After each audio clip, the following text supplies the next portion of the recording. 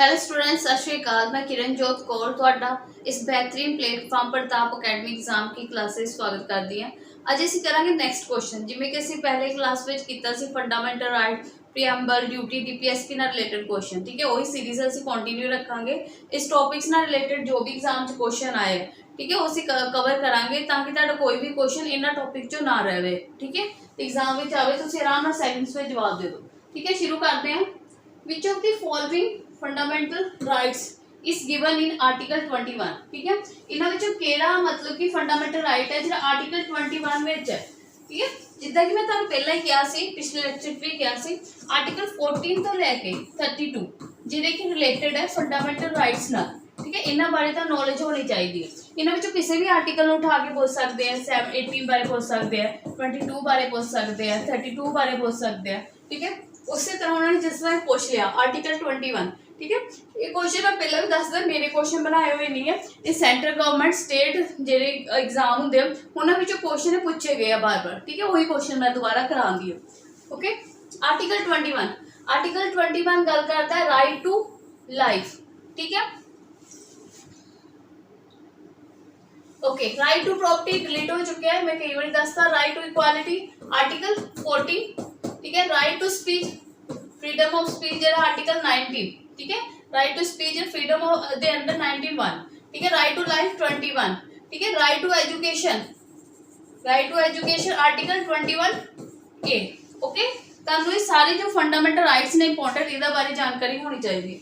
Next, in how many way Indian citizenship can be lost. किहड़े-किहड़े तरीके नाल भारत दी नागरिकता वो खत्म हो सकती। किहड़े-किहड़े तरीके? 3 तरीके। किहड़े 3 तरीके है? फर्स्ट तरीका है रिनंसिएशन,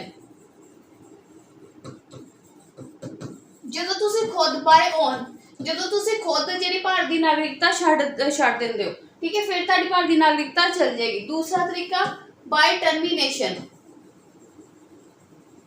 ਜਦੋਂ ਤੁਸੀਂ ਕਿਸੇ दूसरे देश ਦੀ फॉरन कंट्री दी, मान लो तुम अमेरिका चल गए, ਤੁਹਾਨੂੰ अमेरिका की नागरिकता मिलती, यूएसए की सिटीजनशिप मिल गई, तो फिर ਤੁਹਾਡੀ भारत की नागरिकता ऑटोमैटिकली खत्म हो जाएगी।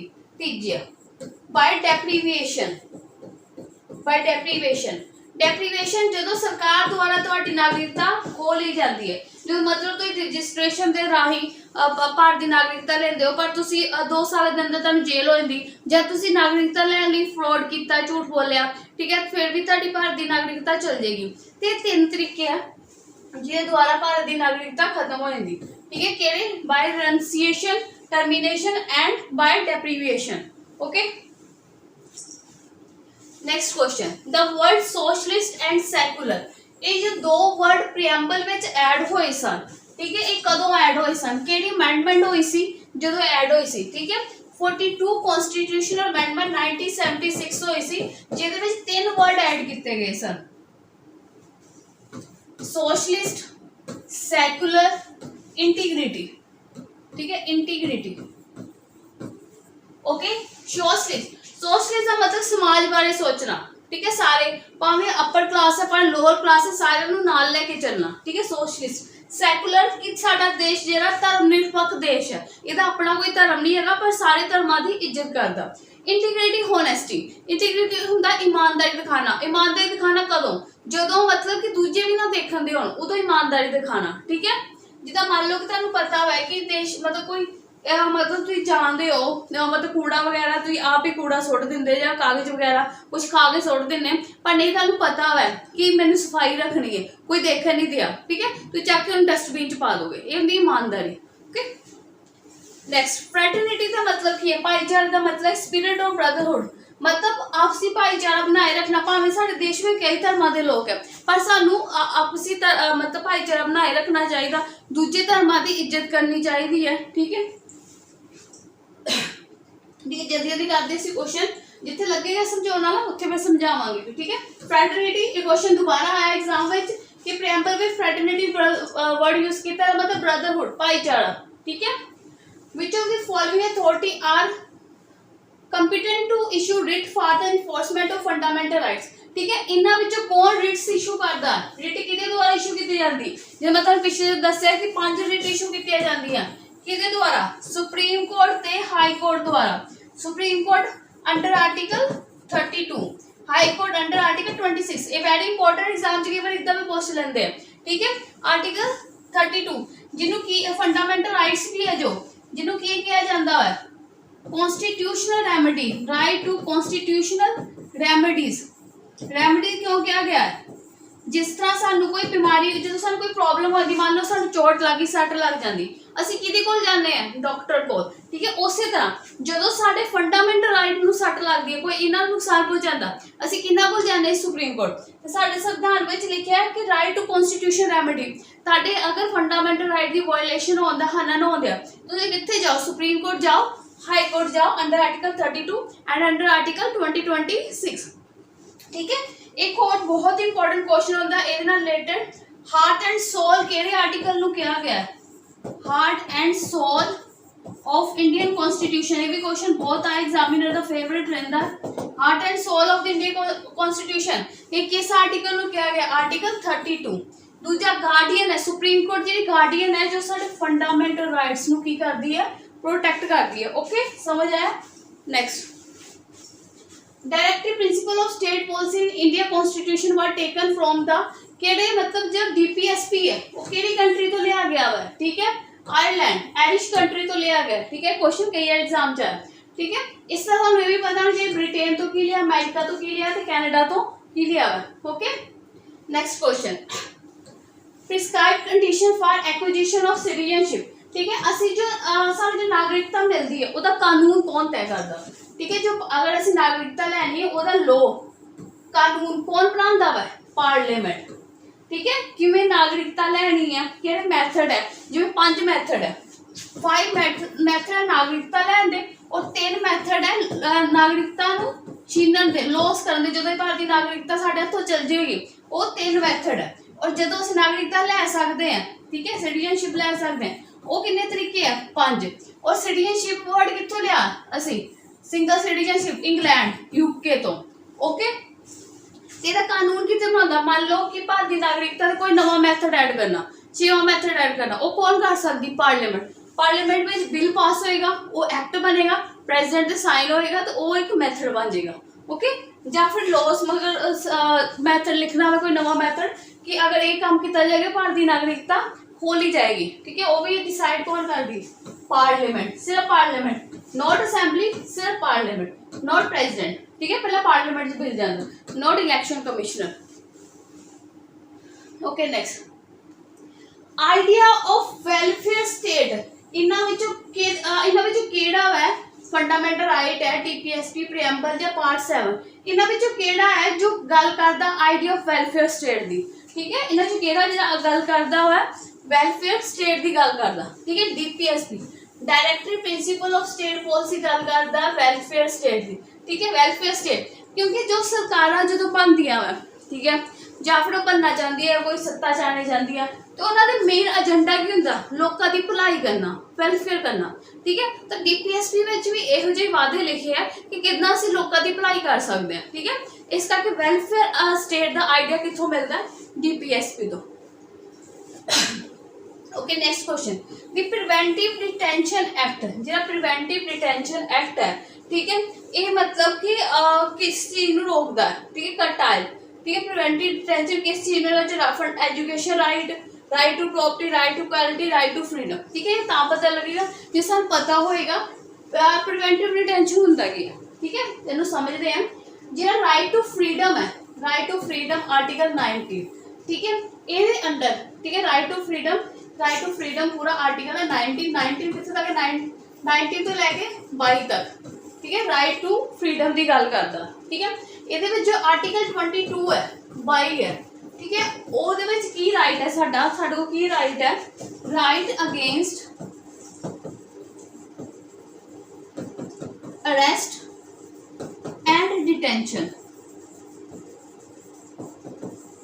जिहड़ा साडे को राइट टू फ्रीडम है वो कित्थे तक है, आर्टिकल 19 तो लैके 22 तक है। और 22 आर्टिकल ये कहता है कि जो कोई देखा होना कि पुलिस झूठे केस पा दी है, इनकाउंटर झूठे कर दी है, या फिर सरकार का प्रैशर होंगे कि जल्दी जल्दी तुम क्रिमिनल फड़ो, क्योंकि करते किसी दोषी बंदे फड़ लेंगे है, ठीक है, तो उन्होंने को जबरदस्ती कुट मार के गवाही ले लेंगे, तो उन्होंने मतलब कि दोषी साबित कर देंगे, ठीक है।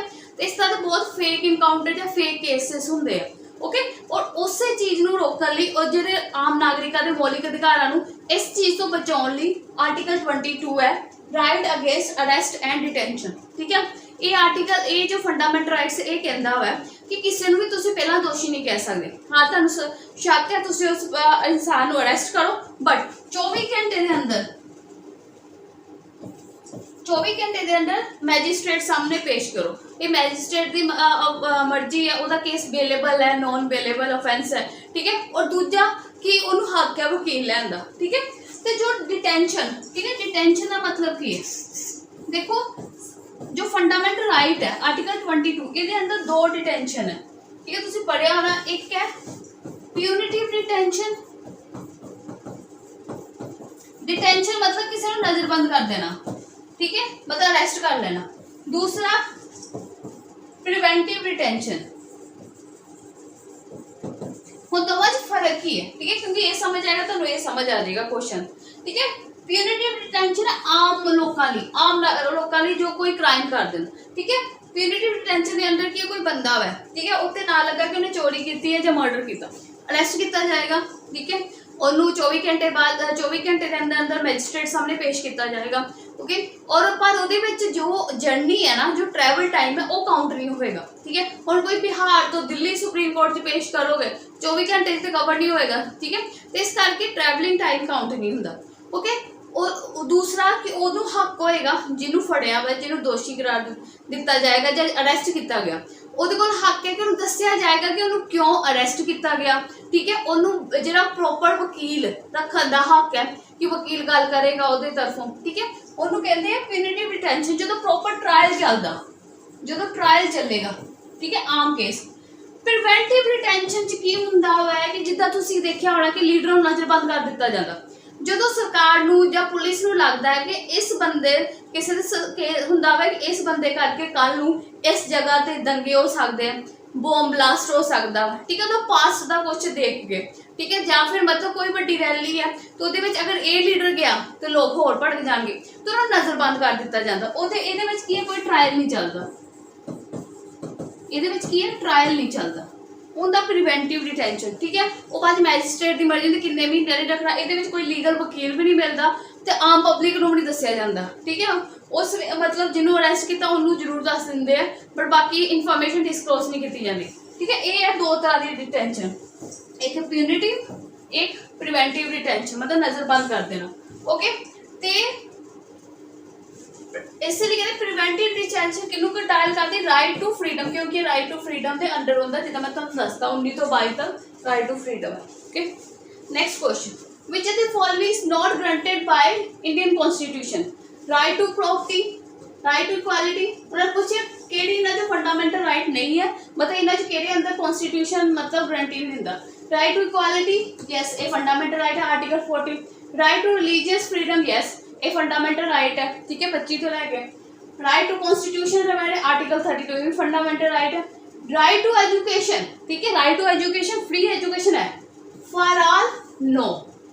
ठीक है, इतने गलत हो जाता, इस करके कई एग्जाम में इदा के क्वेश्चन भी होते, ट्रिकी क्वेश्चन, जो तुम लगता कि बहुत सौखा क्वेश्चन है पर पढ़ना तरीके नाल। ठीक है, क्वेश्चन भी वधिया तरीके नाल पढ़ना और नीचे जी स्टेटमेंट वो भी वधिया तरीके नाल पढ़नी है, क्यों कहन की दिया उन्होंने लिखा for all.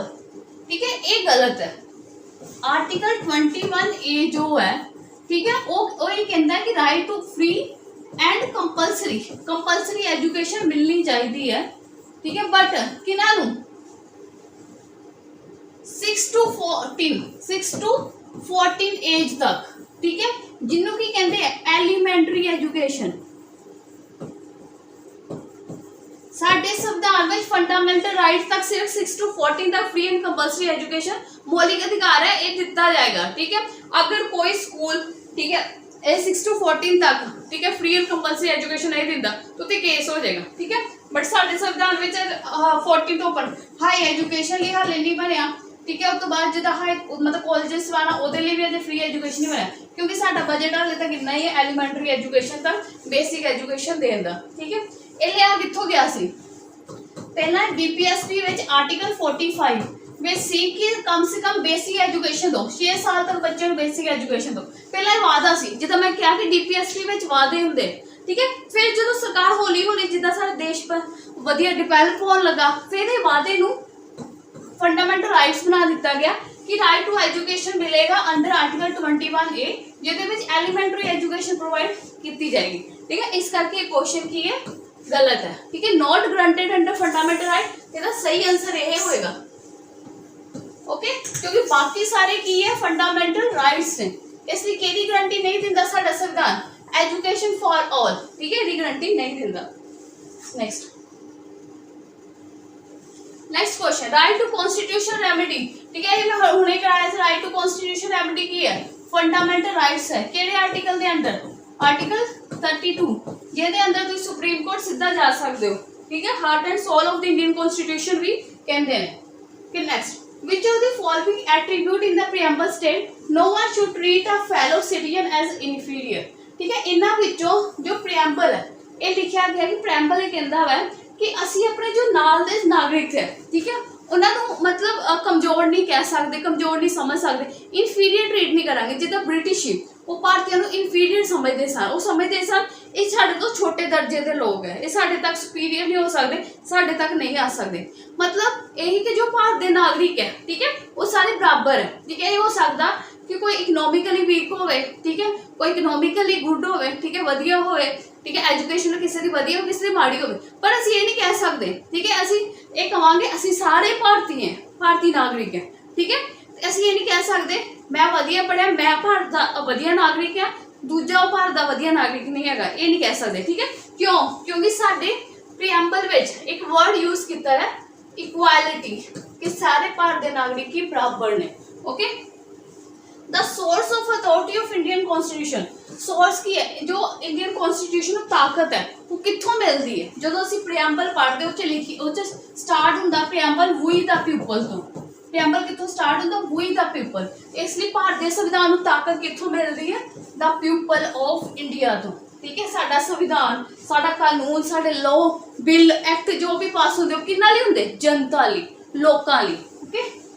Next, okay, next question है by which of the following method जिन्ना सिटीजनशिप मिल सकती है, नागरिकता मिल सकती है, ठीक है। जिदा मैं तुहानू पहले ही दस्से सी 5 तरीके है, किहड़े-किहड़े, बाय बर्थ सही है, बाय हेरिडिटी मतलब बैकग्राउंड तुहाडे पेरेंट्स दा दादे परदादे हो इंडिया च रहिंदे हो तां मिल सकती है, बाय रजिस्ट्रेशन ये भी सही है, बाय रिक्वेस्ट ये गलत है, ठीक है। क्योंकि 3 तरीके हो गए, फोर्थ हो गया बाय नेचुरलाइजेशन, ठीक है, जो सरकार देती है सर्टिफिकेट। पंजवा जो किसी फॉरेन टेरिटरी भारत में शामिल हो जाए, कोई फॉरेन टेरिटरी, फॉरेन जमीन, ठीक है, द इनकॉर्पोरेशन ऑफ टेरिटरी, जो कोई जैसे नेपाल है पाकिस्तान और भारत का हिस्सा बन जाए तो उन्होंने ऑटोमेटिकली भारत की नागरिकता मिल जाएगी, ओके। तो इस हिसाब ना पहले 3 सही है, 1 2 3, okay. Next question, which of the following are citizenship right of people who migrate from Pakistan to India is mention. ये कहते कि जो सारा नवा देश बनया सी, ठीक है, उदों जो पाकिस्तान तो भारत में आए, क्योंकि देश की वंड हुई सी, कुछ भारतीय पाकिस्तान च चल गए, कुछ पाकिस्तानी भारत में आ गए, ठीक है। तो ये कहते कि अगर उन्होंने नागरिकता देनी है, ठीक है, जो देश आज़ाद होया सी कई पाकिस्तान तो भारत में आए सी, ठीक है, किहड़े आर्टिकल में लिखा कि उन्होंने नागरिकता मिलेगी, आर्टिकल 6 में, ठीक है। और नागरिकता जो अधिकार है वो किहड़े आर्टिकल तो लैके किहड़े तक है, आर्टिकल 5 तो लैके 11 तक, जिहदे विचों 6वां आर्टिकल ये कहता है कि जो लोग माइग्रेट हो गया मतलब माइग्रेट होके आए हैं पाकिस्तान तो भारत में आए उन्हें नागरिकता दी जाएगी, ठीक है, जो हमेशा लिए आए। Next, which part of Indian constitution deal with fundamental rights, ठीक है, कहना चाहता हूँ ये मतलब अगे क्या कि पार्ट्स हो गए, शेड्यूल हो गए, केड़ी कंट्री तो की लिया गया है, ठीक है। ये बहुत इंपॉर्टेंट क्वेश्चन है, बेसिक क्वेश्चन है, बार बार होंगे जो फंडामेंटल राइट्स पूछ लिया उन्होंने, केड़े पार्ट 3 तो, ठीक है। पार्ट 1 में की है यूनियन एंड इट्स टेरिटरी मतलब इंडिया बारे दसिया गया, ओके। पार्ट 2 में की है सिटीजनशिप नागरिकता, ठीक है। पार्ट 4 में की है डीपीएसपी, ठीक है, ओके, समझ। Next, when were the fundamental duties incorporated in Indian Constitution, fundamental duties कदों ऐड कीतियां गईयां सन, ठीक है। जिदा मैं कल पहला गया कि जो भारत का संविधान बनया सी उदों नहीं लगा कि फंडामेंटल ड्यूटीज भी होनी चाहिए, ठीक है, अधिकार दिते सी पर जिम्मेवारियां नहीं सी। जो नैशनल एमरजेंसी लगी, ठीक है, उस तो बाद लगा कि जिम्मेवारी भी होनी चाहिए, ड्यूटीज भी होनी चाहिए, ओके। तो कदों लगे सी 42 कॉन्स्टिट्यूशनल अमेंडमेंट हुई सी 1976 में, ठीक है, तो ਉਹਦੇ अंडर फंडामेंटल ड्यूटीज ऐड की गई संविधान में। नैक्सट ओके, बाकी ज़्यादा जितना मैं डिटेल च पिछे दस चुकी हाँ, मेरी पहली क्लास भी देखियो, फिर दूसरी क्लास देखियो, और मतलब जो इन्फॉर्मेशन है वो मैं दसी है। हम असी वो करने क्वेश्चन जो सेम क्वेश्चन आ रहे दोबारा, ठीक है, वो ऑलरेडी इन्फॉर्मेशन दसती, कोई नवे क्वेश्चन आते नवी कोई इन्फॉर्मेशन वो मैं प्रोवाइड करती रहांगी।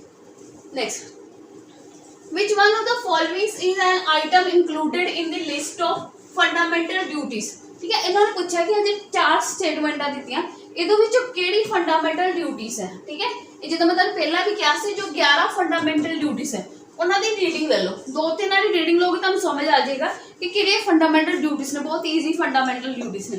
तो इदा का क्वेश्चन आता हो तो फिर तुम आराम नाल सॉल्व कर सकते हो कि इहदे किहड़ी फंडामेंटल ड्यूटीज है, ठीक है, किहड़ी है, to develop scientific temper, humanism, spirit of inquiry and reform, ठीक है, ये फंडामेंटल ड्यूटीज है, ये नहीं है, all tax pay all tax, ठीक है, ये सुमन सिंह जी कमेटी सी उन्हें बोलिया सी कि फंडामेंटल ड्यूटीज ये भी होनी चाहिए कि सारे नागरिक टैक्स जो पे करन, अगर नहीं करते तो उन्होंने पनिशमेंट देनी चाहिए है, या फिर दूसरी जो ड्यूटीज ने अगर वो भी फुलफिल नहीं करते तो उन्होंने पनिश करना चाहिए। बट सरकार ने आइडिया नहीं मनिया, उन्होंने कहा 11 ड्यूटीज रखांगे पर टैक्स वाली ऐसी ड्यूटी नहीं बनाओगे, ओके, इस करके दोनों गलत है।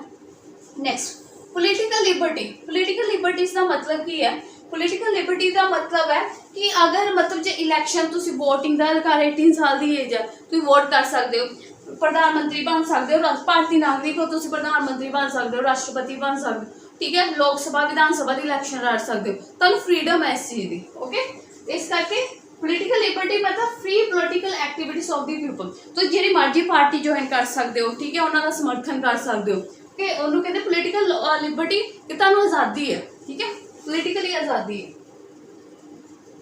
Next question, which one of the following kinds of equality is not compatible with the liberal notion of equality, ठीक है, ये कहते कि इन्हां विच किहड़ी इक्वालिटी किहड़ी इह चो क्वालिटी है, हुण बराबरी दी कई इक्वालिटी दियां कई काइंड्स ने, मतलब कई किस्मां ने, जिवें legal equality, social equality, political equality, economics equality. उन्होंने पूछा इन्हां चों किहड़ी है जिहड़ी मतलब कंपैटिबल नहीं है, जिहड़ी नहीं मिल सकती बराबरी, ठीक है, हुण पोलिटिकल इक्वालिटी लीगल इक्वालिटी ये मतलब साडे देश में मिलती है, हाँ, लीगल इक्वालिटी का मतलब कि तुहानूं वोट का हक है, तुहानूं मिलेगा, ठीक है, तुहानूं जो बर्थ सर्टिफिकेट बनाना जां तुसीं पासिंग मार्क्स लेने तुहाडे ओहदे सर्टिफिकेट बन, ये सारिਆਂ ਦਾ हक है, अमीर गरीब नहीं देखा जाता, जिवें आधार कार्ड सारे दे बने उहदे विच नहीं देखा गया कि कोई रिच है वह बनेगा जां उहदी एक कास्ट है तां बनेगा, ये नहीं देखा जाएगा, वो हो गया लीगल इक्वालिटी, ठीक है। पोलिटिकल इक्वालिटी ये भी सारे बराबर का हक है, ये भी ये नहीं देखा जाएगा कोई अमीर है कोई गरीब है, कोई औरत है कोई मर्द है, कोई इस जात का कोई उस जात का या इस तरह का, ये नहीं देखा जाएगा। तुम लड़ सकते इलैक्शन, तुहाडे जो दम है विधान सभा की इलैक्शन लड़ो, लोक सभा की लड़ो, प्रधानमंत्री की इलैक्शन लड़ो, ठीक है। सोशल इक्वालिटी, हाँ सोशल इक्वालिटी भी है, मतलब जो कॉमन पार्क है जो मैं पहला भी दसिया सी कि सारे का हक है, जो अमीर जाए गरीब जाए, जो सरकारी डिपार्टमेंट भी कोई भी जा सकता, सोशल इक्वालिटी है, ठीक है। बट इकनॉमिक इक्वालिटी नहीं दे सकते। मान लो किसी बंदे को 200 करोड़ है, ठीक है, तुहाडे कोल मतलब सिर्फ 2000 पैसे है, मतलब तुहाडी बैकग्राउंड बहुत गरीब है, तुहाडे कोल सिर्फ 2000 रुपये इस टाइम, तो ये कहोगे नहीं देश नूं कहो मैनू भी 200 करोड़ चाहिए, मतलब उस बंदे को 200 करोड़ है मैनू भी 200 करोड़ दो घरे बैठे नूं, ठीक है, तो इदा नहीं होंदा, ठीक है, तुहाडे डिपेंड करता तुहाडे जे दम है, तुसीं कमाओ 200 कमाओ 300 कमाओ 1000 करोड़ कमाओ, ठीक है, पर तरीका सही लीगल होवे, ओके। तो इस करके जो लिबरल आज़ादी जो लिबरल है कि सारे हक है बराबरी का, वो इकनॉमिक इक्वालिटी नहीं होती, वो डिपेंड तुहाडे ते करता, ठीक है। बाकी जो 3 है वो बराबरी है सारे। नैक्सट क्वेश्चन, मोस्ट इंपोर्टेंट, इस करके सही आंसर क्यों है इकनॉमिक इक्वालिटी, ठीक है, ये कंपैटिबल नहीं है। क्वेश्चन की कहते केड़ी कंपैटिबल नहीं, केड़ी मेल नहीं खाती, ओके, ठीक है, केड़ी मेल नहीं खाती, नॉट कंपैटिबल है। Next question, most important safeguard of liberty, liberty होंदा कि किसी को मतलब फ्रीडम का हक है, अपने ओपीनियन देने का हक है, अगर मैं जॉब करना चाहती मेरे जॉब करने का हक है, अगर मैं हाउस वाइफ करना चाहती मेरा हाउस वाइफ का हक है, ठीक है, मतलब लिबर्टी है कि तुहाडी जिंदगी है, तुहाडी मर्जी है, तुसीं की बनना चाहते, ठीक है, की करियर ज्वाइन करना चाहते, लाइफ अगे की करना चाहते, ये लिबर्टी है, सरकार वालों लिबर्टी है, घर च भी लिबर्टी है कि तुसी अपना डिसीजन खुद लै सकदे, उहनूं कहंदे लिबर्टी। ठीक है, ते जिहड़ी देश की लिबर्टी जिद्दां आम लोकां नूं सानूं आज़ादी मिली है भारत विच, ठीक है, तो वो आज़ादी जिहदा इंपॉर्टेंट आज़ादी नूं कायम किद्दां रह सकदा, कौन उस आज़ादी नूं बचाउंदा है? Bold and impartial judiciary. किद्दां मान लो कोई जज है, ठीक है, अगर वो किस मतलब दो पार्टियां उन्होंने केस किया, बट अगर जज है वो मतलब कि एक पार्टी हल बायस हो गया, एक पार्टी के फेवर में मिल गया, पर दूसरे की तो लिबर्टी खराब होती है, दूसरे ने जो डिसीजन लिया वो तो खराब हो गया। इस करके जो न्याय है जुडिशरी है उन्होंने डिसीजन फेयर लेना पैंदा, मतलब बहुत ही साफ डिसीजन लेना पैंदा कि मतलब मैं ना इस पार्टी का ना मैं उस पार्टी का, जो मैंने सही लगेगा मैं वो डिसीजन लवांगा। ठीक है, उन्होंने कहते बोल्ड एंड इंपार्शियल जस्टिस, मतलब तुम किसी ना पार्शियलिटी नहीं करन दे, ਉਹਦੇ ਨਾਲ ਕੀ ਹੈ फ्रीडम लिबर्टी बनी ਰਹੂਗੀ, जो बंदा सही कह रहा जो सही फैसला ਉਹਦੇ पक्ष में फैसला दिता जाएगा। ठीक है, आंसर ये होगा। नेक्स्ट, हो लिबर्टी कैन बी लिमिटेड। ठीक है, अगर लिबर्टी जो फ्रीडम है और रोकी किद्दां जा सकती, मतलब उसकी लिमिट किद्दां सैट की जाती, किहदे द्वारा? कानून द्वारा। ठीक है, मान लो कि तुसीं कहंदे मैनूं ना देश विच लिबर्टी फ्रीडम है, मैं किसी के घर विच जा सकदा, किसी के घर विच मतलब कि घुस सकदा मैं। ठीक है, बिना दरवाजे खोले दरवाजे टप के चल गया। ठीक है, ये नहीं होगा। मान लो तुसीं किसी के घर विच चल गए, ठीक है, बिना किसी ने दसे, मतलब पुलिस आएगी अरेस्ट कर लेगी। ठीक है, क्योंकि कानून ये कहता है किसी की प्राइवेसी का हक है, किसी का एक घर है वो एक प्राइवेट प्रॉपर्टी है, तुसीं ਉਹਦੇ ਵਿੱਚ दखल देने ये ताड़ी आज़ादी नहीं हैगी। ठीक है, देश ने आज़ादी दी है कि तुसीं अपना लाइफ का डिसीजन लो। ठीक है, कितने भी आ जा सकते हो, पर हर एक जगह लिमिट है, कानून बनाया गया। तुसीं कहो कि मैं अंडमान निकोबार के उन्होंने एरिया चल जा जिथे के ट्राइबल जो है पसंद नहीं करते, जिथे के आदिवासी बाहर के लोगों को पसंद नहीं करते, तुसीं कहो नहीं मैं उत्थे जाना, तो आदिवासी तुहानूं कल नूं मार देणगे, तो इहदे विच पुलिस का कानून का या सरकार का कोई दोष नहीं है। ठीक है, क्योंकि तुसीं अपनी फ्रीडम को खुद खराब किया, क्योंकि कानून बनया कि इस जगह जाना मतलब नहीं जाना प्रोहिबिटेड है एरिया, तो तुसीं उस जगह जाने, किसी की प्राइवेट प्रॉपर्टी घुस जाने, तो वो मतलब कानून में लिखा कि इदा नहीं कर सकते, ये कानून है, लॉ है। ठीक है, देश जो चलता है एक लॉ के अकॉर्डिंग चलता है, फ्रीडम भी है बट एक कानून भी है, ये नहीं तुसीं किसी के घर पत्थर मारने शुरू कर दो। ठीक है, तो कानूनी तौर पर जो गलत है वो गलत ही रहेगा। How many fundamental rights were granted initially? ठीक है, स्टार्टिंग में कितने फंडामेंटल राइट्स हैं? स्टार्टिंग में कितने फंडामेंटल राइट्स हैं जो मैं पहला भी दस्या सी 7। ठीक है, 7 फंडामेंटल राइट्स हैं। ठीक है, बाद में कितने हो गए 6, क्योंकि राइट टू प्रॉपर्टी जो सी वो डिलीट कर दिता गया। ठीक है, 6 फंडामेंटल राइट्स कह रहे हैं। ठीक है, equality, right to equality, right to freedom and speech, freedom of speech and expression, freedom of speech and expression, right against exploitation. ठीक है, राइट अगेंस्ट एक्सप्लॉयटेशन, एक्सप्लॉयटेशन के किसी का मतलब तुसीं नाजायज फायदा नहीं चुक सकते। 4th, religion right. ठीक है, फ्रीडम ऑफ इन्हें जो कह रहा right to speech, freedom of religion, freedom of religion. 5वां की है एजुकेशन एंड कल्चरल राइट्स, तुसीं अपने कल्चर को प्रमोट कर सकते हो। ठीक है, 6वां राइट की है कॉन्स्टिट्यूशन रेमेडी, अगर तुहाडे राइट में कोई नुकसान पहुंचता है तुसीं सुप्रीम कोर्ट जा सकते हो। ठीक है, ये 6 फंडामेंटल राइट्स। असीं फंडामेंटल राइट कित्थों ले यूएसए किहड़े पार्ट में है? 3rd पार्ट में। ठीक है, इंपॉर्टेंट है, कित्थों तक है? 14 तो लैके 32 तक, 33 में 34 है, लेकिन ये मेन है। फिलअप राइट ड्यूटी, राइट ये दसना केड़ा सही है, फिलिंग द ब्लैंक्स। ठीक है, राइट इंप्लाइज ड्यूटी, अगर राइट्स होणगे तां ही ड्यूटीज होणगियां। ठीक है, इहदा ये मतलब है राइट्स होणगे, अगर तुहाडे अधिकार है तो तुहानूं ये भी पता कि जो घर दे भी तुहानूं कुछ अधिकार दिंदे हैं तो तुहाडी भी घर दे प्रति कुछ जिम्मेवारियां बन जांदियां। ठीक है, इस करके अगर राइट्स ने तो फिर ड्यूटीज भी हैं। ठीक है, writs are issued by, writs किहनां द्वारा इशू की जाती है? सुप्रीम कोर्ट ते हाई कोर्ट दोनों द्वारा इशू की। अच्छा ये तो है ऑप्शन है, सुप्रीम कोर्ट ते हाई कोर्ट दोनों द्वारा कितनी रिट इशू की जाती है? 5 रिट्स। ओके, वो 5 रिट्स भी तुहानूं पता होने चाहिए। ठीक है, केड़े आर्टिकल के अंडर सुप्रीम? आर्टिकल 32। ठीक है, सेम चीज़ां दोबारा रिपीट होंदियां बट यही इंपॉर्टेंट एग्जाम के लिए आते हैं। ठीक है, ये अंडर जो फंडामेंटल राइट्स है उन्होंने प्रोटेक्शन की जाती है रिट्स के अंडर। नैक्सट सैकुलर स्टेट का मतलब की है, सैकुलर स्टेट है धर्मनिरभर, मतलब जो साडा इंडिया की है सैकुलर स्टेट है तो सारे धर्मां दे लोग ने, सारे धर्मां की इज्जत की जाती है। पर असीं भारत नूं ये नहीं कह सकते भारत एक हिंदू देश है, या भारत एक सिख देश है, या भारत एक मुस्लिम देश है, या भारत एक पारसी या क्रिश्चन देश है, ये नहीं कह सकते। भारत एक सैकुलर स्टेट है जो सारे धर्मां की इज्जत करता।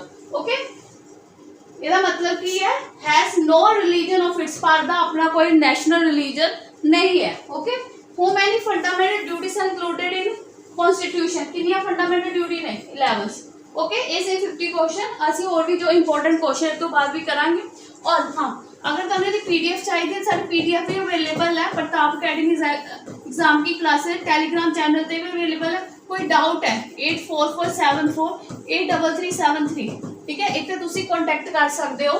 ठीक है, नायब तहसीलदार का एग्जाम होने वाला है, टाइम बहुत घट है, टारगेट सैट करके पढ़ो कि इन्ने टाइम से मैं रीजनिंग पढ़नी है, इन्ने टाइम से मैं मैथ्स पढ़ना है, इन्ने टाइम से मैं जीएस रिवाइज करनी, इन्ने टाइम से मैं करंट अफेयर रिवाइज करना लास्ट 6 मंथ का। ओके, तो उस तो बाद एमसीक्यू सॉल्व करो ज़्यादा तो ज़्यादा। ओके, तो अपनी वधिया तैयारी करो, बाकी असीं नैक्सट क्वेश्चन करांगे नैक्सट लैक्चर च। ठीक है, अपनी वधिया तैयारी रखो, अपना ख्याल रखो। Thank you so much.